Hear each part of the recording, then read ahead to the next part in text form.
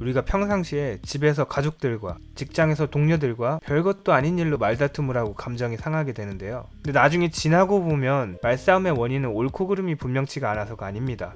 설령 상대의 생각이 누가 봐도 잘못됐다고 하더라도 그 사람은 그렇게 생각하지 않는 경우가 많습니다. 이럴 때 우리는 상대의 잘못을 끈질기게 지적하고 비난해야 할까요? 아니겠죠. 현명한 사람은 상대를 이해하려고 노력합니다.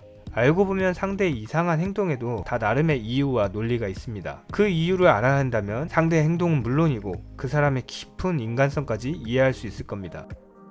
아무리 그래도 잘잘못은 가려야 되는 게 아니냐고요?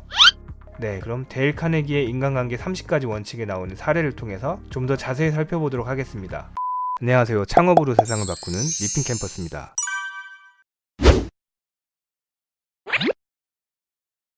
뉴욕에 사는 샘은 아내가 정원에서 잡초를 뽑고 비료도 주면서 너무 오랜 시간을 투자하는 것에 대해서 불만이 있었습니다. 샘이 이렇게 불만을 표출하면 아내도 기분이 나빠졌고 종종 부부싸움으로도 이어졌습니다. 어느 날 식사를 끝낸 아내가 샘과 함께 잡초를 뽑자고 제안했습니다. 그 순간 샘은 내키진 않았지만 마음을 한번 바꿔봤습니다. 그리고 아내와 함께 잡초를 뽑았습니다. 남편의 의외의 반응에 아내가 좋아했고 함께 좋은 기분으로 대화를 나누며 시간을 보냈습니다. 그 후에도 종종 샘은 아내를 도와 정원 손질을 했습니다. 그리고 아내에게 솜씨가 참 좋다며 칭찬하기도 했습니다. 결과적으로 정원 손질에 집착하는 아내의 상황은 바뀌지 않았지만 남편이 아내 입장에서 이해하려고 했기 때문에 두 사람은 보다 행복한 삶을 살게 되었습니다.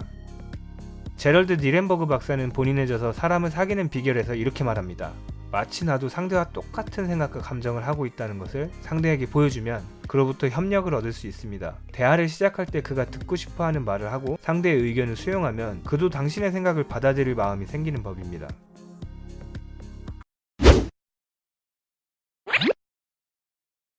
호주의 노바크 부인은 자동차 할부금이 6주나 밀려 있었습니다. 어느 금요일, 다음 주 월요일 아침까지 60만원을 입금하지 않으면 신용불량자로 조치하겠다는 독촉 전화를 받았습니다. 하지만 노바크 부인은 주말에 돈을 구할 수가 없었고 월요일 아침에 다시 그의 전화를 받게 됩니다. 심한 독촉에 덩달아 같이 화를 낼 수도 있었지만 그 사람의 입장에서 생각해봤습니다. 그리고 불편을 끼쳐서 미안하다고 사과하고 이번이 처음이 아니니까 나야말로 성가신 고객일 거라고 말했습니다. 그러자 갑자기 그의 목소리가 바뀌더니 전혀 그렇지 않다며 노바크 부인을 안심시켜주는 것이었습니다. 다른 진상 고객들이 얼마나 무례한지, 거짓말을 잘하는지, 어떤 때는 자기에게 말조차 하지 않고 이리저리 피하는 고객이 있다고 하는 등 구체적인 사례를 들어가며 말을 이어갔습니다. 노바크 부인은 아무 말도 하지 않고 듣기만 했습니다. 그리고 나서 그는 새로운 조건을 제시했습니다. 이달 말까지 10만원만 내고 나머지는 여유가 될 때 지불하면 된다는 것이었습니다.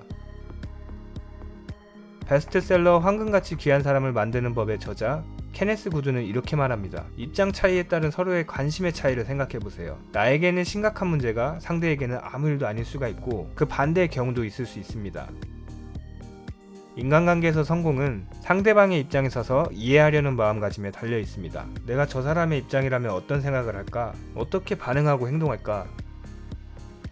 상대의 관점에서 사물을 바라보는 태도는 상대방의 호의적인 마음을 불러일으킵니다. 성공적인 인간관계를 원한다면 상대방의 입장에서 생각과 느낌, 감정까지 이해하려는 노력이 필요합니다.